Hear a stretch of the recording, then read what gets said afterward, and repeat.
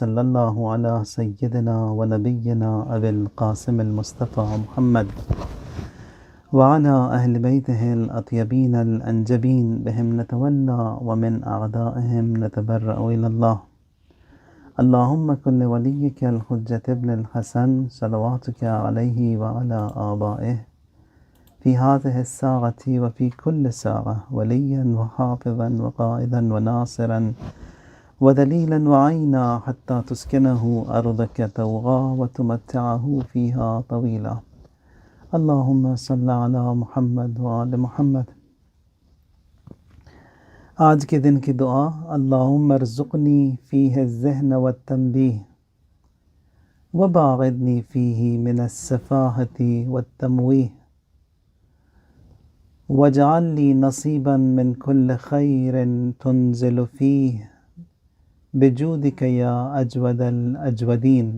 اے معبود، اس ماہ میں مجھے ہوش اور آگاہی عطا کر،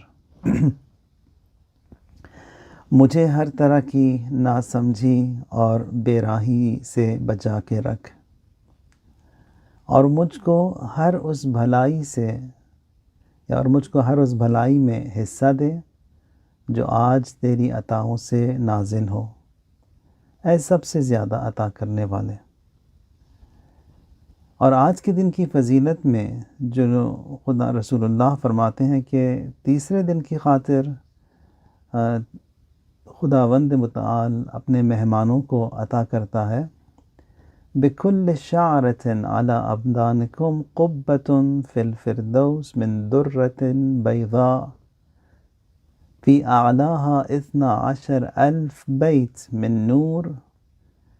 یعنی آج کے دن کی فضیلت کی خاطر خداوند الرحمن جو عطیہ خاص اپنے مہمانوں کو عطا کرے گا، یعنی اس کے بدن پر جتنے بال ہیں، ہر بال کے بدلے میں جنت الفردوس میں ایک قبہ دے گا۔ یعنی ان چیزوں کو ہمارے لیے سمجھنا جو ہے ناممکن ہے، یعنی ہماری سوچ محدود ہے، عقل محدود ہے، وجود ہمارا محدود ہے، تو سمجھ بھی ہماری محدود ہے۔ ان چیزوں کو جو ہے جب پہنچیں گے انشاءاللہ، وہاں پر جا کر دیکھیں گے جو کچھ بھی ہم سے کہا گیا تھا، بتایا گیا تھا، سب کچھ حق تھا، لیکن ذہن ہمارا جو ہے ان چیزوں کو بھی برداشت نہیں کر پائے گا۔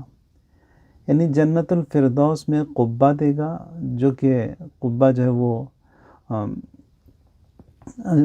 ہر بال کے بدلے میں، اور پھر جو کہ موتیوں سے، سفید موتیوں سے بنا ہوگا، جن کے اوپر جو ہے وہ 12,000 نور کے گھر ہوں گے جو نور سے بنے ہوں گے، اور ہر گھر میں جو ہے وہ 1000 تخت ہوں گے، اور ہر تخت پر جو ہے ایک حور ہوں گی، اور پھر اس کے بعد 1000 ملک جو ہے وہ آپ کا استقبال کریں گے، ہر ایک کے ہاتھ میں جو ہے وہ ہدیہ ہوگا جو آپ کو دیا جائے گا۔ اب خداوند متعال جو ہے وہ خود ہی ہمارے لیے آسان کرے سمجھنا ان چیزوں کا۔ اور پھر رسول اللہ فرماتے ہیں کہ جب بھی آپ جنت کی درخواست کریں تو ہمیشہ جنت الفردوس کی درخواست کریں۔ یعنی جنت الفردوس بھی جنت کے بھی کئی لیولز ہیں، جو ہائیسٹ لیول جہاں پر رسول اللہ صلی اللہ علیہ وآلہ وسلم، اہل بیت اور شیعیان حیدر کرار کو جگہ دی جائے گی، وہ وہیں پر ہے۔ تو آپ بھی جب درخواست کریں گے فردوس کی جو ہے وہ درخواست کریں اور خدا سے مانگیں کہ وہیں پر ہمیں جو جگہ دے، وہ جو ہائیسٹ لیول ہے جنت کا۔ ایک اور جو چیز ہم نے آج کی دعا میں مانگی، وَاجْعَل لِّي نَصِيبًا مِّن كُلِّ خَيْرٍ تُنزِلُ فِيهِ، اور مجھ کو ہر اس بھلائی میں حصہ دے۔ یعنی نصیباً فی کل خیر، خیر کہتے ہیں بھلائی کو، اچھائی کو، تو ہر اس اچھائی میں جگہ دے جو کہ تو نے جو ہے وہ آج کے لیے رکھی ہوئی ہے۔ اب یہ خود خیر کا جو کانسیپٹ ہے ہمارے پاس، یعنی خیر کی درخواست کرنا، اور جب بھی ہم یہ اپنی روزمرہ گفتگو میں بھی اس کا استعمال کرتے ہیں کہ جی صباح الخیر، صبح کو صبح خیر، یا جو ہے جب وہ کسی کی جاب ہوتی ہے یا کسی اولاد ہوتی ہے یا کوئی نئی گاڑی خریدتا ہے، نیا گھر خریدتا ہے، ہم سب کی ان کے لیے خیر کی دعا کرتے ہیں کہ خدا جو ہے اچھا کرے، بھلا کرے، گڈ کرے. تو یہ خیر کی دعا جو ہے یہ ایک اچھی دعا ہے. یہ تقریباً ہر زبان میں بھی یہی ہے. عربی میں، اردو میں، فارسی میں جو ہے وہ خیر کہتے ہیں. دوسری زبانوں میں اپنے الفاظ موجود ہیں. اور پھر انسان بھی جو ہے وہ ہمیشہ خیر کی طرف ہی جاتا ہے زیادہ. اِنَّهُ لِحُبِّ الْخَيْرِ لَشَدِيدٌ، قرآن کی آیت ہے کہ انسان جو ہے وہ شدت سے جو ہے وہ خیر کی طرف جو ہے وہ محبت رکھتا ہے، رجحان رکھتا ہے. چاہتا یہ کہ اچھا ہو، بھلا ہو. جاب ہے، پیسے ہیں، گھر ہے، تو اس میں بھی جو ہے وہ ہمیشہ چاہتا ہے کہ اچھا ہو، بہتر ہو. کھانا بھی اگر بنائے گا تو اچھا بنے. باہر کھانے جائیں گے تو کہیں کہ فلاں جگہ زیادہ اچھا ہے. تو یہ اچھائی کی جو طلب ہے انسان کے اندر جو ہے وہ ذاتی ہے، کیونکہ انسان کو خدا نے خلق ہی کیا اور وہ بہترین فارم میں خلق کیا. خلقناہ فی احسن تقویم. اور پھر وہ جو احسن اور جو خیر کی جو طلب ہے انسان کے اندر پائی جاتی ہے. تکامل کی طرف جانا، یعنی معنویات میں بھی چاہتا ہے کہ وہ بہتر سے بہتر ہو، مادیات میں بھی چاہتا ہے کہ وہ بہتر سے بہتر ہو. یا مثلا دعاؤں میں حضرت رب انی لما انزلت الی من خیر فقیر، کہ خدایا یہ تمام جو مجھ پر تو نے نازل کیا ہے خیر، ان سب میں محتاج ہوں. میں چاہتا ہوں کہ اور زیادہ مجھے ملے خیر.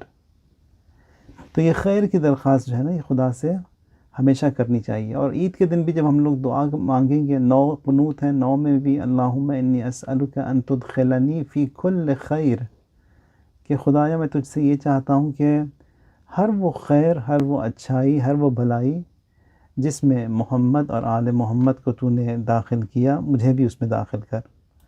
اور ہر وہ اچھائی، ہر وہ بھلائی، ہر وہ برائی جس سے محمد اور آل محمد کو تو نے خارج کیا، ان سے جو ہے مجھے بھی تو خارج کر. تو یہ خیر کی درخواست جو ہے یہ اچھی ہے، یہ ہمیشہ ہونی چاہیے. اور پھر خداوند متعال بھی جو ہے خیر ہے. واللہ خیر و ابقا، خدا جو ہے خیر بھی ہے اور سب سے زیادہ باقی بھی ہے. ابقا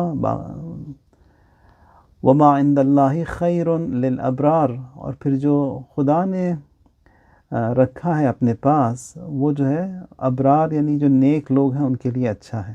وما عند اللہ خیر للابرار. یا مثلا واللہ خیر و ابقا والآخرۃ خیر و ابقا. ایک جگہ اور بھی قرآن میں آیا ہے کہ آخرت جو ہے وہ خیر ہے اور آخرت جو ہے وہی باقی رہنے والی بھی ہے. تو ہمیشہ آخرت کے لیے انسان کو کام کرنا چاہیے، کیونکہ آخرت باقی رہنے والی ہے، دنیا باقی نہیں رہے گی. دنیا جو ہے وہ قیامت کا دن جب ہوگا تو اسی دن جو ہے سب کچھ خداوند متعال تباہ کر دے گا. جو رہے گا باقی وہ آخرت ہے. اور پھر روایات میں بھی جب دیکھتے ہیں ہم لوگ یہ مصادیق یعنی مصداق یعنی خیر کے مختلف ہیں. مثلا کتب علیکم اذا حضر احدکم الموت ان ترک خیرا الوصیہ، یعنی خدا نے یہ لکھا ہے کہ جب بھی آپ کو احساس ہو کہ ابھی آپ جو ہے وہی رخصت ہونے والے ہیں دنیا سے اور وصیت کرنی چاہیے، تو وصیت بھی کیسی ہونی چاہیے؟ ان ترک خیرا الوصیہ، یعنی اچھی وصیت ہو. روزے کو بھی جو ہے ماہ مبارک رمضان کے جو ہم لوگ روزے رکھتے ہیں، اس کے علاوہ بھی جو سارا سال جو روزے رکھتے ہیں اسے بھی جو ہے خداوند متعال فرماتا ہے کہ وَأَن تَصُومُوا خَيْرٌ لَكُمْ، یعنی تم روزے رکھو یہ تمہارے لیے اچھا ہے. خَيْرٌ لَكُمْ، خیر. پھر تقوی کے لیے بھی، تقوی یعنی انسان اپنے عقائد کو صحیح کرے، یعنی خدا پر ایمان، آخرت پر ایمان، رسالت پر ایمان، امامت پر ایمان، خدا کی عدالت پر ایمان. یہ ایک مرحلہ تقوی کا. دوسرا مرحلہ تمام واجبات کو انجام دینا اور تمام محرمات سے پرہیز کرنا، یہ دوسرا مرحلہ تقوی کا. تو اس تقوی کے لیے خدا متعال قرآن میں فرماتا ہے کہ لباس التقوی ذالک خیر، یعنی لباس تقوی یعنی انسان کے وجود پر جو ہے ایک لباس ہونا چاہیے جو اسے ڈھانپے رکھے، چھپائے رکھے. وہ کون سا لباس بہتر ہے؟ لباس تقوی. یعنی انسان پر جو ہے وہ اس کا اٹائر، اس پر جو لباس ہے جو اسے ڈھانپے رکھے، جو چھپائے رکھے، تقوی ہو. لباس التقوی ذالک خیر. یا مثلا توبہ کے لیے بھی، توبہ کے لیے کیا فرمایا کہ وَإِن تُبْتُمْ فَهُوَ خَيْرٌ لَكُمْ، اگر تم توبہ کرو گے، توبہ جو ہے وہ تمہارے لیے خیر ہے، اچھا ہے. تو یہاں پر بھی خیر، توبہ بھی خیر، لباس بھی جو ہے وہ تقوی کا اگر ہے تو خیر، روزہ بھی جو ہے وہ اگر رکھو تو وہ خیر. جہاد بھی جو ہے قرآن میں خیر کہا گیا ہے کہ کتب علیکم القتال، یعنی آپ لوگوں پر جو ہے وہ قتال لکھا گیا ہے. قتال یعنی جنگ، یعنی اگر کوئی آپ پر جو ہے حملہ کرے تو دفاع واجب ہے، دفاع کریں، تو اسے کہتے ہیں قتال. یا اگر رسول ہیں اور امام ہیں، انہوں نے جو ہے وہ اعلان کیا کہ یہ جنگ ہونی ہے، تو وہاں پر جب وہ قتال جو ہوگی تو یہ بھی خیر ہے. وَهُوَ كَرْهٌ لَكُمْ، خدا فرماتا ہے کہ کچھ چیزیں جو ہیں کڑوی ہوتی ہیں اور کچھ چیزیں جو ہیں میٹھی ہوتی ہیں. فرماتا ہے کہ کتب علیکم القتال وَهُوَ كَرْهٌ لَكُمْ، خدا نے جو ہے یہ قتال بھی لکھا ہے، اور یہ قتال جو ہے یہ کڑوا ہے، یعنی لوگ نہیں پسند کرتے. وَهُوَ خَيْرٌ لَكُمْ أَوْ عَسَىٰ أَن تَكْرَهُوا شَيْئًا وَهُوَ خَيْرٌ لَكُمْ. پھر خدا فرماتے ہیں کچھ چیزوں کو تم لوگ جو ہے وہ ناپسند رکھتے ہو، لیکن حقیقت میں وہ تمہارے لیے خیر ہے، تمہارے لیے اچھا ہے. اور اسی طرح کچھ چیزوں کو تم لوگ جو ہے وہ دوست رکھتے ہو، پھر خدا فرماتے ہیں کہ نہیں، حقیقت میں تمہارے لیے وہ خیر نہیں ہے. تو جنگ جو ہے بظاہر ہمیں اچھی نہیں لگتی، کیونکہ بہرحال جنگ کسی کو بھی نہیں پسند، اس میں لوگ کٹتے بھی ہیں، مرتے بھی ہیں، پھر جو پریشانیاں آتی ہیں، تباہیاں جو مچتی ہیں، تو یہ سب کچھ برا ہی ہے. لیکن خدا فرماتا ہے کہ بعض چیزیں تمہارے لیے بری ہیں، لیکن بری لگتی ہیں، لیکن ہوا خیر لکم، حقیقت میں اچھی ہیں. کیونکہ اس جنگ کے بعد انسان جو ہے مضبوط ہو جاتا ہے، اس کو دفاع کرنا آ جاتا ہے، جو تباہیاں جو ہوئی ہیں ان کو ٹھیک کرنے پہ مجبور ہو جاتا ہے. پھر اگلے جو ہے وہ سالوں میں اگلی نسلوں کے لیے کہ کس طرح بہتر جو ہے دفاع کیا جائے تاکہ لوگ دوبارہ جو ہے ان پر حملہ اور اٹیک نہ کریں، اس کی جو ہے وہ تیاری کرنے میں لگ جاتا ہے. بہترین مثال یہ جو ایران اور عراق کی جو جنگ ہوئی تھی، لیکن 30 سال پہلے کیا تھا، 40 سال پہلے کیا تھا، ایک ہی حملہ کیا تھا ایک پاگل نے، تباہ کر دیا 3 ملکوں کو. لیکن ابھی ہوا اس کا یہ کہ جو مومنین تھے مضبوط ہو گئے. ہوا خیر لکم، یہ خیر تھا. امت اسلام کو بھی جو ہے خداوند متعال نے خیر کہا ہے. کنتم خیر امتن، یعنی امت مسلمہ کو خیر کہا.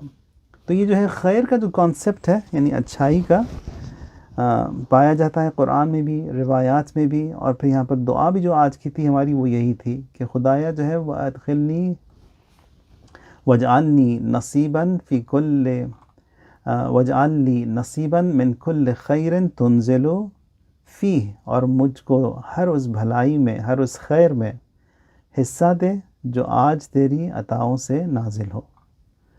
ایک خیر ہمارے پاس ہے جو کہ قرآن میں بھی اس کا ذکر ہے اور سب سے زیادہ امپورٹنٹ ہے، سب سے زیادہ مہم، اور وہ ہے بقیت اللہ خیر لکم ان کنتم مؤمنین. بقیت اللہ یعنی امام زمانہ علیہ السلام.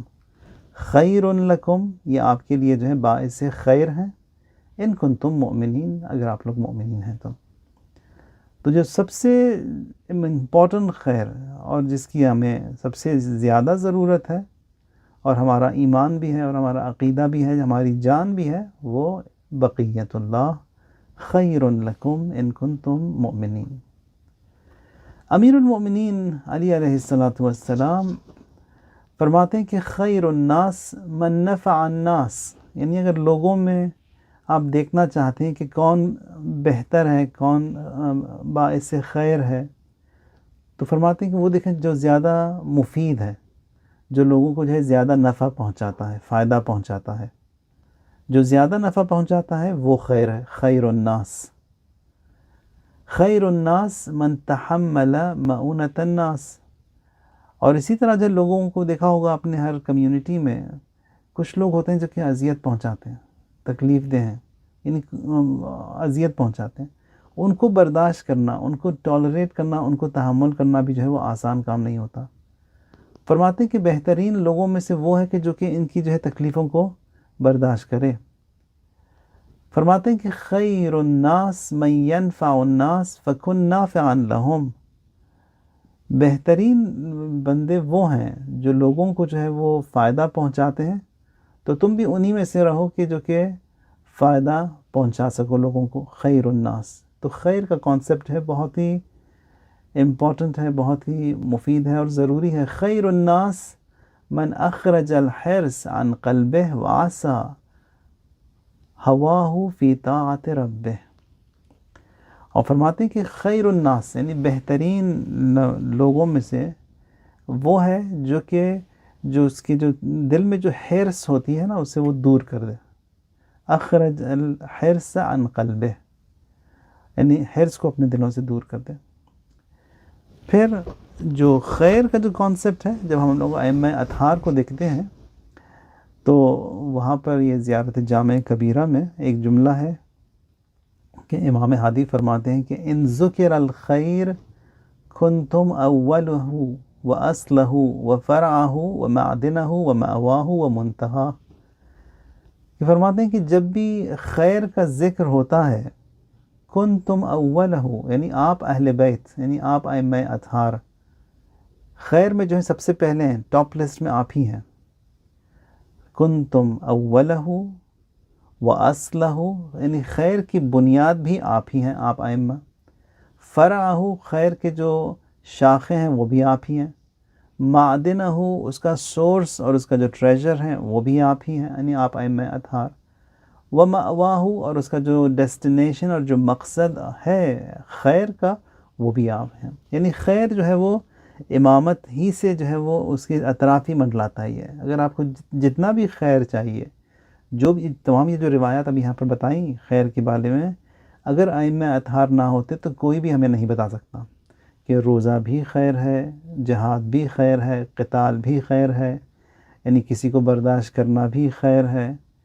تو یہاں پر امام نے فرمایا کہ کنتم اولہ یعنی خیر جب کہا جاتا ہے تو آپ ائمہ اطہار سب سے پہلے اس میں آپ ہی ہیں، فرسٹ اینڈ فورموسٹ آپ ہی ہیں، مبدا بھی آپ ہی ہیں، مقصد بھی آپ ہی ہیں، اس کا جو ٹریجر اور جو اس کا جو خزانہ ہے وہ بھی آپ ہی ہیں. اسی لیے وہ جو آیت اس سے پہلے پڑھی تھی کہ بقیت اللہ خیر لکم ان کنتم مؤمنین. بقیت اللہ یعنی امام عصر علیہ السلام، جب ان کو آپ سلام بھیجنا چاہیں تو بہترین طریقہ امام کو سلام بھیجنے کا السلام علیک یا بقیت اللہ فی ارضہ، یعنی بقیت اللہ یعنی خدا کے بقی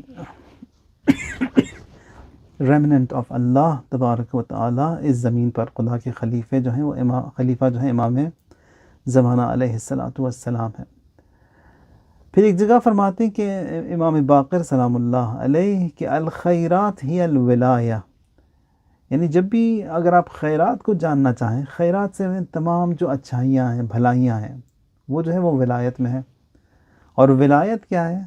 یعنی ولایت کا مطلب یہ ہے کہ آپ ائمہ اطہار کو اپنی زندگیوں میں جو ہے اسے میجر سورس قرار دیں، یعنی آپ کی زندگی جو ہے اسی ولایت کے اطراف رہے، یعنی ایکسیپٹ کرنا امامت کو، ولایت کو اپنی زندگی میں، یعنی انہی کے سائے میں جو بھی میں کروں گا، تمام واجبات، تمام محرمات، میرا ایمان، میرا عقیدہ جو ہے اسی ولایت پر کے بلبوتے پر ہو، ولایت پر بیسڈ ہو.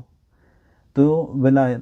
اور پھر ایک اور حدیث بھی امام باقر سے فرماتے ہیں کہ بنی الاسلام علی خمس، یعنی اسلام کی بنیاد جو ہے 5 چیزوں پہ رکھی گئی، علی الصلاۃ والزکاۃ والحج والصوم والولایہ. یعنی اسلام کی بنیاد ان 5 چیزوں پہ رکھی گئی، نماز پہ، زکوٰۃ پہ، روزے پر اور حج پر اور پھر ولایت پر. 5 پہ رکھی گئی. پھر فرماتے ہیں کہ وَلَمْ يُنَادَ بِشَيْءٍ كَمَا نُودِيَ بِالْوِلَایَہ، اور ان 5 میں سے جس طرح جو اہمیت دی گئی، جس طرح پکارا گیا ولایت کو، کسی ایک کو نہیں پکارا گیا. یعنی نماز بھی اگر قبول ہوگی ولایت کی خاطر، روزہ بھی اگر قبول ہوگا ولایت کی خاطر، حج اور زکوٰۃ بھی اگر قبول ہوتا ہے تو وہ بھی ولایت کی خاطر. اگر کوئی یہ چاروں کو انجام دے، ولایت نہ رکھتا ہو، کچھ بھی اس سے جو ہے قبول نہیں کیا جائے گا. تو ہر چیز کا جو سورس اور ہر چیز کی قبولی کی جو ریکوائرمنٹ ہے ولایت ہے، یعنی ولایت وہی امامت، بقیت اللہ خیر لکم الخیرات ہی الولایہ، خیرات جو ہے وہ سب ولایت ہی میں ہے۔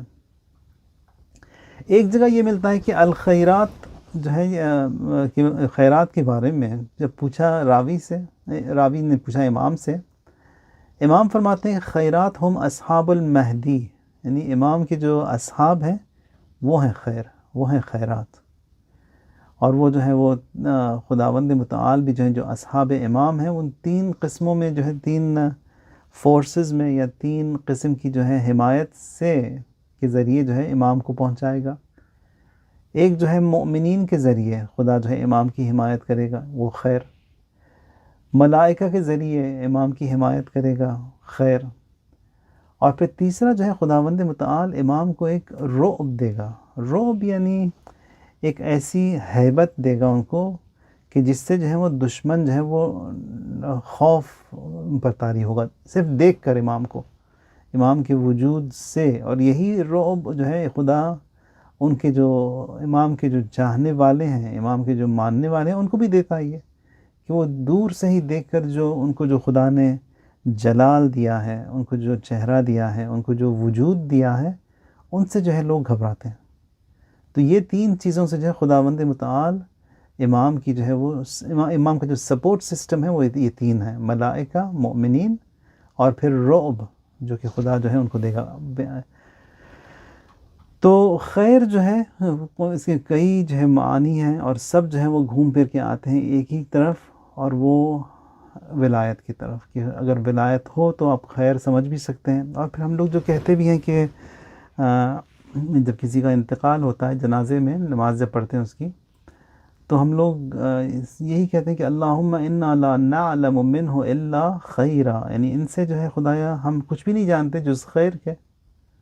ممکن ہے کوئی ہو گناہ کار، سب جانتے ہوں گے کہ گناہ کیا اس نے اور سب کے سامنے کیا، اوپنلی کرتا تھا، لیکن ہم لوگ جب نماز جنازہ پڑھتے ہیں تو اس میں یہی کہتے ہیں کہ لا نعلم منہ الا خیرا، کہ ہم جو ہے جز اچھائی کے اس میں جو ہے کچھ جانتے ہی نہیں۔ اب وہ جو ایسا بھی شخص ہو لیکن یہ جملہ تو کہتے ہی ہیں اس میں۔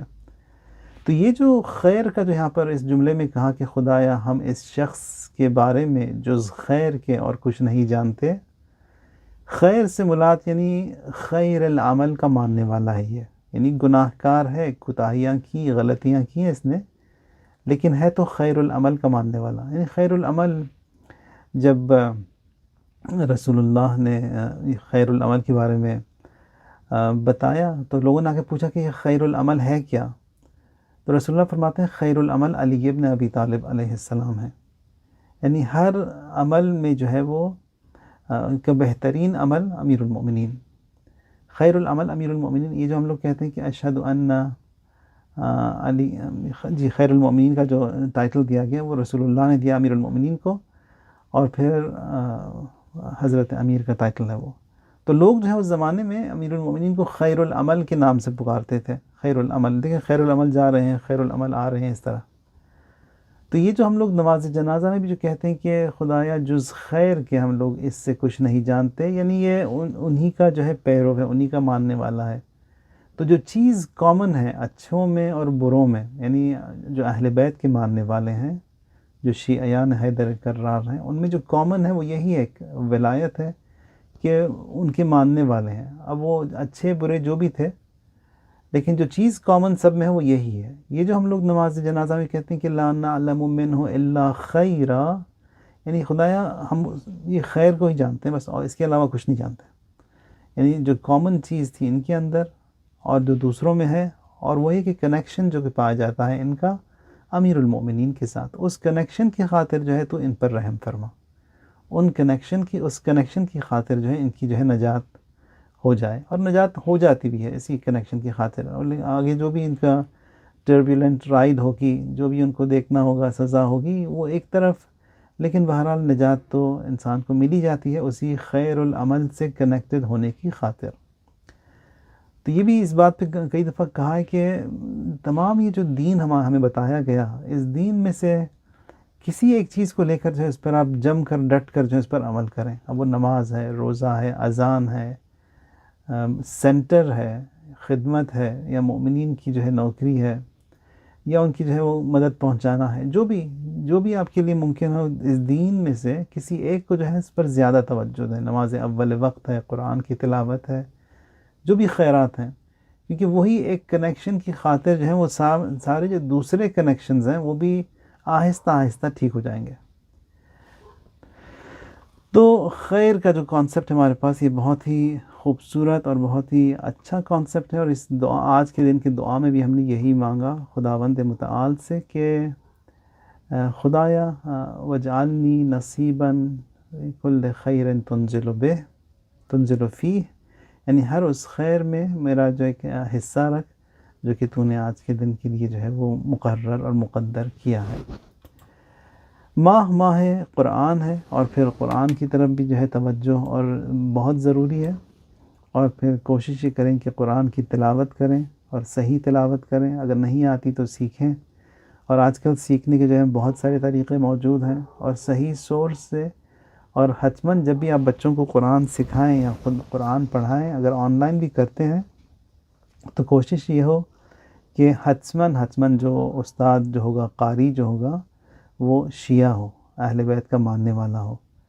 کئی فائدے ہیں اس کے. ایک تو خود بہرحال جس زبان سے وہ ادا کرے گا، جس زبان سے وہ سکھائے گا بچوں کو، اہل بیت سے کنیکٹڈ ہے، اس کا اثر مختلف ہے. آج کل جو بہت سے جو یہ آن لائن کورسز وغیرہ شروع ہوئے ہیں، بہت سے جو اس میں وہابیوں کے ہی ہیں، اور پھر یہ بتاتے نہیں ہیں، لیکن ان بچوں کو جب پڑھانا شروع کرتے ہیں، پھر اس کے بعد بچے بھی آہستہ آہستہ وہی عقائد کی طرف جو چلے جاتے ہیں، اور اس کے ذمہ دار والدین ہوں گے. تو کوشش یہ کریں کہ اگر آپ آن لائن کورسز بچوں کو قرآن کے دے رہے ہیں تو حتماً جو ہے وہ صحیح سورس ہو، پڑھانے والا استاد جو ہے وہ اہل بیت کا ماننے والا ہو، کیونکہ استاد کا بہت ہی امپورٹنٹ رول جو ہوتا ہے انسان کی زندگی میں.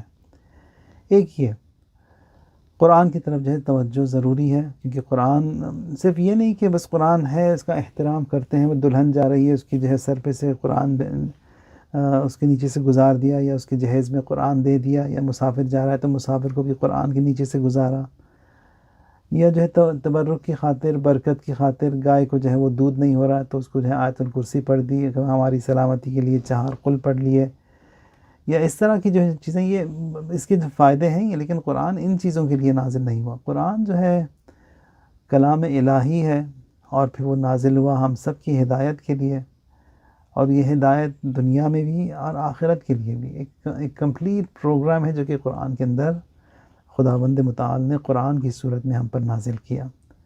قرآن کے کئی حقوق ہیں، بہت سے رائٹس ہیں اس کو جو آبزرو کرنا ہوگا. جو ایک حق جو ہم لوگ عام طور پہ اس کو آبزرو کر ہی لیتے ہیں، وہ جو ہے وہ طہارت سے اسے چھوتے ہیں ہم لوگ. لا یمسہ الا المطہرون، طہارت کے ساتھ جو ہے وہ قرآن کے پاس انسان آئے. اور پھر جب قرآن کی تلاوت بھی کرے کہ تلاوت یتلونہ حق تلاوت، تلاوت بھی جو ہے اس کی بحق ہو. تو قرآن کے جو حقوق ہیں، جو ظاہری حقوق ہیں اور پھر باطنی حقوق ہیں، کچھ آداب ہیں، ان سب کی جو ہے وہ ان سب کو کی رعایت کرنا جو ہے ضروری ہے. ایک یہ کہ انسان جو ہے طہارت کے ساتھ، پاکی کے ساتھ قرآن کی طرف آئے. لا یقرأ العبد القرآن اذا كان على غیر طہور حتی یتطہر. فرماتے ہیں امیر المؤمنین علی علیہ السلام کہ جب تک انسان جو ہے طہارت پہ میں نہ ہو، اس وقت تک جو ہے وہ قرآن کی طرف نہ آئے. یعنی طہارت کے ساتھ باوضو قرآن کی تلاوت کرے. اور پھر اتنا ہی نہیں، پھر فرماتے ہیں کہ انسان جب قرآن کی تلاوت کرنا چاہے تو جو ہے وہ مسواک بھی کرے، یعنی برش کرے اپنے منہ کو، اپنے دانتوں کو برش کرے، پھر اس کے بعد جو ہے وہ قرآن کی تلاوت کرے. اچھا، اس کے بعد فرماتے ہیں کہ جب راوی آیا، آ کے پوچھا بھی کہ یہ جو آپ نے فرمایا کہ جو ہے صاف ہونا چاہیے، یعنی وہ پیسیج جہاں سے قرآن کی تلاوت ہوگی، اس کا مطلب کیا ہے؟ امام فرماتے ہیں یعنی مسواک، یعنی برش یور ٹیتھ، یعنی اپنے منہ کو جو ہے وہ صاف کریں، پھر آ کے قرآن کی تلاوت کریں. کیونکہ قرآن یہ وہ کلام ہے جو کہ پاک اور پھر مقدس، خدا سے نازل ہوا ہے، خدا کا کلام ہے.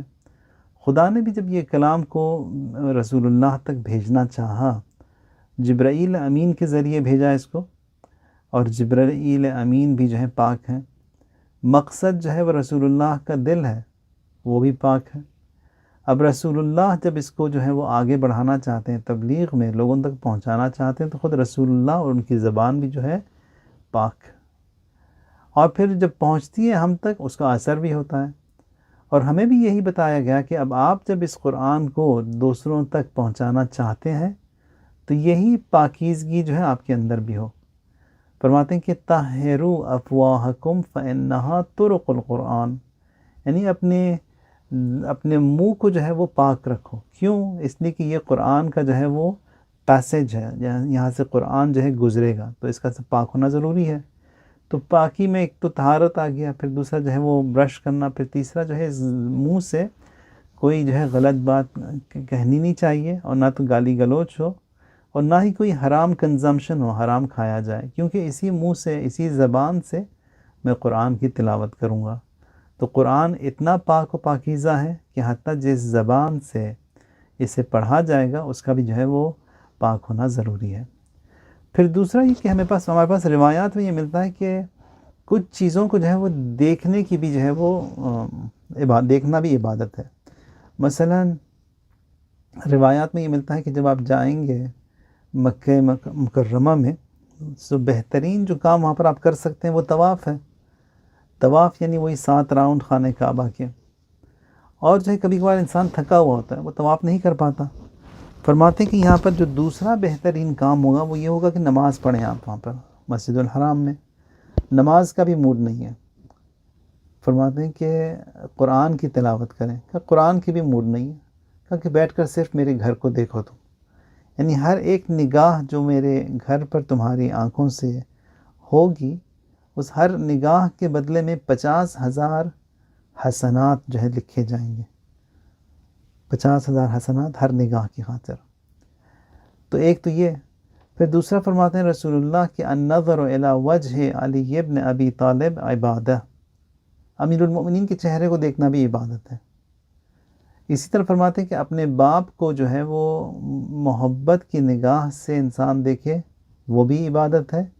اسی طرح مصحف کو، مصحف یعنی قرآن کو، کلام اللہ کو، اس کو بھی دیکھنا جو ہے عبادت ہے۔ تو بعض چیزوں کا دیکھنا عبادت ہے، یعنی قرآن کو صرف آپ کھول کر دیکھ لیں، یہ دیکھنے کی اور اس نگاہ اور نظر کی بھی جو ہے عبادت ہے۔ دوسرا یہ کہ جب قرآن کی تلاوت کی جائے تو یہاں پر جو آداب ہمیں بتائے گئے کہ وَإِذَا قُرِئَ الْقُرْآنُ فَاسْتَمِعُوا لَهُ وَأَنصِتُوا، اچھا جب قرآن کی تلاوت کی جائے تو اسے جو آپ سنیں، ایک تو یہ سننا واجب، وَأَنصِتُوا توجہ کے ساتھ سنیں اسے، یعنی اگر سمجھ میں نہ بھی آئے تب بھی آپ سنیں اسے، یعنی یہاں پر بولنا جو ہے منع ہے قرآن کی تلاوت کے وقت، یعنی قرآن کا احترام اتنا زیادہ ہے کہ وہاں پر سننا ضروری ہے۔ وَإِذَا قُرِئَ عِندَكَ الْقُرْآنُ وَجَبَ عَلَيْكَ الْإِنصَاتُ والاستماع۔ ایک اور روایت میں امام صادق فرماتے ہیں کہ جب قرآن کی تلاوت کی جائے آپ کے پاس، وہاں آپ پر واجب ہے کہ آپ اسے سنیں توجہ کے ساتھ، اور پھر سنیں بھی اسے۔ اور پھر ایک اور جگہ پر جو ہے وہ جب قرآن کی آپ تلاوت کریں تو فرماتے ہیں کہ اسے جو ہے کہ اچھی آواز میں آپ اس کی تلاوت کریں، خوبصورت آواز میں تلاوت کریں۔ فرماتے ہیں کہ لِكُلِّ شَيْءٍ حِلْيَةٌ وَحِلْيَةُ الْقُرْآنِ الصَّوْتُ الْحَسَنُ، یعنی ہر چیز کی جو ہے ایک زیبائش ہے، ایک جو ہے خوبصورتی ہے، اور پھر یہاں پر ایک زینت ہے۔ فرماتے ہیں کہ قرآن کی زینت یہ ہے کہ اسے آپ جو ہے اپنی خوبصورت آواز میں اس کی آپ تلاوت کریں، اور جب قرآن کو آپ پڑھنا بھی چاہیں تو پہلے جو ہے اس کے جو ادب جو بتایا گیا کہ اسے استعاذہ، اعوذ باللہ من الشیطان الرجیم سے آغاز کریں، اور یہ جو ہے یہ دستور قرآنی ہے۔ سورہ نحل میں خدا متعال فرماتا ہے کہ وَإِذَا قَرَأْتَ الْقُرْآنَ فَاسْتَعِذْ بِاللَّهِ مِنَ الشَّيْطَانِ الرَّجِيمِ، جب قرآن کی تلاوت کرو تو جو ہے وہ خدا سے پناہ مانگو شیطان سے، خدا کی پناہ مانگو شیطان سے، شیطان رجیم۔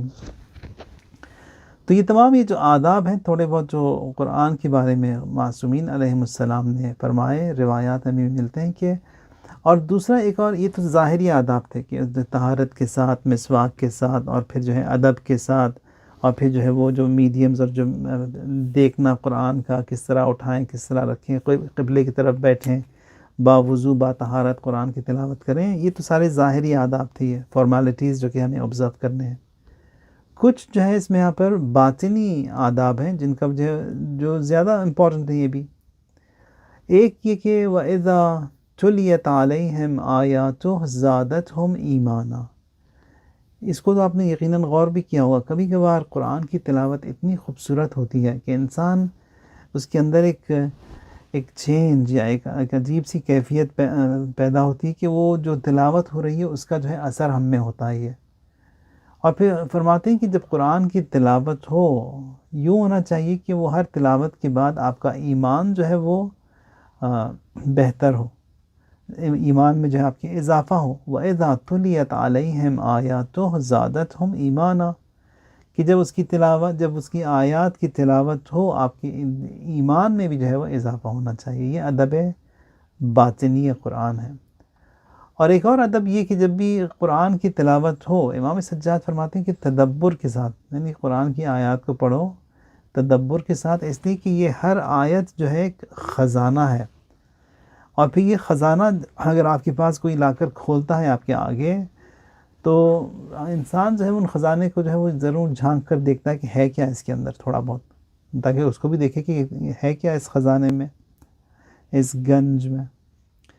تو فرماتے ہیں کہ قرآن کی آیات بھی اسی طرح ہیں، جب آپ تلاوت کریں تو تھوڑا سا رک جائیں، دیکھیں کہ خدائے متعال کیا فرما رہا ہے، کیا کہہ رہا ہے اس آیت میں۔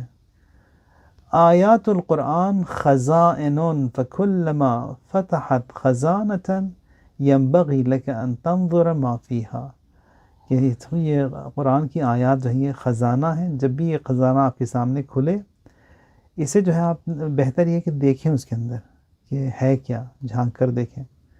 وَيْلٌ لِمَنْ لَاقَهَا وَلَمْ يَتَدَبَّرْهَا، یعنی وائے ہو اس پر جو کہ صرف جو ہے اس نے قرآن کی تلاوت کر دی اور دیکھا بھی نہیں، سمجھا بھی نہیں، اور تدبر نہیں کیا، اور پھر غور بھی نہیں کیا ان آیات پر۔ تلاوت تو کی لیکن وہ حق تلاوتیں نہیں ہے۔ حق تلاوتیں کہتے ہیں کہ تلاوت کرے اور پھر جو ہے جس طرح ہونی چاہیے، یعنی وہ تلاوت کے ساتھ ساتھ سمجھے بھی، تدبر بھی کرے، توجہ بھی ہو اس میں، وہ ضروری ہے۔ پھر ایک جگہ اور بھی ملتا ہے کہ ایک ادب یہ تھا، دوسرا ہے کہ جب انسان قرآن کی تلاوت کرتا ہے تو وہاں پر جو ہے وہ رقت قلب، یعنی انسان کا دل جو ہے وہ نرم ہو جاتا ہے۔ من قرأ القرآن ولم يخضع للہ ولم يرق قلبه ولم يكتسی حزنا وجل فی، تو فرماتے ہیں کہ جب قرآن کی تلاوت ہو اور پھر انسان کے اندر جو ہے وہ رقت طاری نہ ہو، اس نے جو ہے وہ خدا کے کلام کی جو ہے اس کی توہین کی ہے، خدا کے کلام کو اس نے جو ہے ہلکا شمار کیا ہے۔ پھر دوسرا ادب جو کہ بتایا گیا وہ یہ کہ انسان جب قرآن کی تلاوت کرے تو تمام یہ جو اوامر اور نواہی پائے جاتے ہیں، اوامر کہتے ہیں یہ کمانڈز کو، نواہی کہتے ہیں کہ تمام وہ دستورات جس سے جو ہے خدا نے ہمیں منع کیا ہے اسے کہتے ہیں نواہی۔ ایک تو یہ کہ جب بھی قرآن کی تلاوت کریں، آئیں گے آپ یہاں پر یا ایھا الذین آمنو، اس طرح کی آیات، یعنی اے ایمان والو، تو فوراً کہیں لبیک، دلی دل میں لبیک کہیں کہ یہ قرآن جو ہے وہ آپ سے خطاب کر رہا ہے، گفتگو آپ سے ہو رہی ہے۔ یہ فانظر کیف تقرأ کتاب ربک ومنشور ولایتک وکیف تجیب اوامرہ ونواہیہ، اور پھر جتنے بھی خدا کی طرف سے اوامر اور نواہی آتے ہیں ان کے اوپر بھی دیکھیں آپ کہ کس طرح اسے ہینڈل کر رہے ہیں، اس پہ عمل کرتے بھی ہیں یا نہیں کرتے، ان حدود کو رعایت کرتے ہیں یا نہیں۔ فَإِنَّهُ كِتَابٌ عَزِيزٌ لَا يَأْتِيهِ الْبَاطِلُ مِن بَيْنِ يَدَيْهِ وَلَا مِن خَلْفِهِ، یعنی یہ کتاب جو ہے عزیز ہے اور پھر اس کی طرف کوئی باطل آ ہی نہیں سکتا، یعنی کوئی برائی اس کتاب کی طرف آ ہی نہیں سکتے، نہ تو آگے کی طرف سے نہ تو پیچھے سے۔ یہ تنزیل ہے، خداوند متعال نے اسے نازل کیا، اور کس نے، یہ کون ہے نازل کرنے والا؟ حکیم حمید۔ تو یہ جو ہے جب قرآن خداوند متعال کی طرف سے آیا ہے اور پھر اوامر بھی ہیں اس کے اندر، نواہی بھی ہیں، بھیجنے والا بھی حکیم ہے، تو اس کو کیا کریں، کس طرح پڑھیں؟ ورتلہ ترتیلا، یعنی ترتیل کے ساتھ اس کی تلاوت کریں. وقف عند وعدہ ووعیدہ، اور جہاں پر بھی خدا نے وہاں پر وعدے کیے ہیں وہاں پر رک جاؤ، جہاں پر اس نے سزا سنائی ہے وہاں پر بھی رک جاؤ. وتفکر فی امثالہ، یہ جو خدا نے قرآن میں اتنی سارے جو مثالیں پیش کی ہیں، مثالوں پر بھی جو ہے تم غور کرو، سمجھو اس کو. ومواعظہ، اتنے جو اس میں زیادہ نصیحتیں ہیں قرآن میں، ان نصیحتوں پر بھی غور کرو. واحذر ان تقع من اقامتک حروفہ فی اضاعت حدودہ، اور ایسا نہ ہو کہ صرف جو اس کی حروف کی تلاوت کر دی اور گزر کر ختم ہو گیا. نہیں، کوشش کریں کہ تھوڑا بہت قرآن کو سمجھے بھی. یعنی ترتیل قرآن کی قرأت کا بھی ثواب ہے، سمجھنے کا بھی ثواب ہے، تدبر کا بھی ثواب ہے، توجہ کا بھی ثواب ہے. اور ان تمام یہ جو وعد و وعید و مثالیں جو دی گئیں، ان سب کو جو ہے وہ غور کرنا، ہر ایک کا جو ہے ثواب ہے قرآن کا. اور خدا سے ہم لوگ مانگتے ہیں، چاہتے ہیں کہ آج کے دن کی توفیق دے کہ ہم جو ہے سمجھ سکیں اس کلام کو، اور جو ہے یہ قرآن جو کلام اللہ ہے اور اہل بیت علیہم السلام کا ساتھ جو ہے اس دنیا میں، برزخ میں اور قیامت میں ہم سے جو ہے بالکل کبھی بھی نہ چھوٹے. خدایا ہماری اولاد کو نسلاً بعد نسلاً بہترین مسلمانوں میں تو شمار فرما. خدایا امام کے ظہور میں تعجیل فرما، جو بیمار ہیں ان کو شفائے عاجل اور کامل مرحمت فرما، جو گزر گئے ان سب کو غریق رحمت فرما.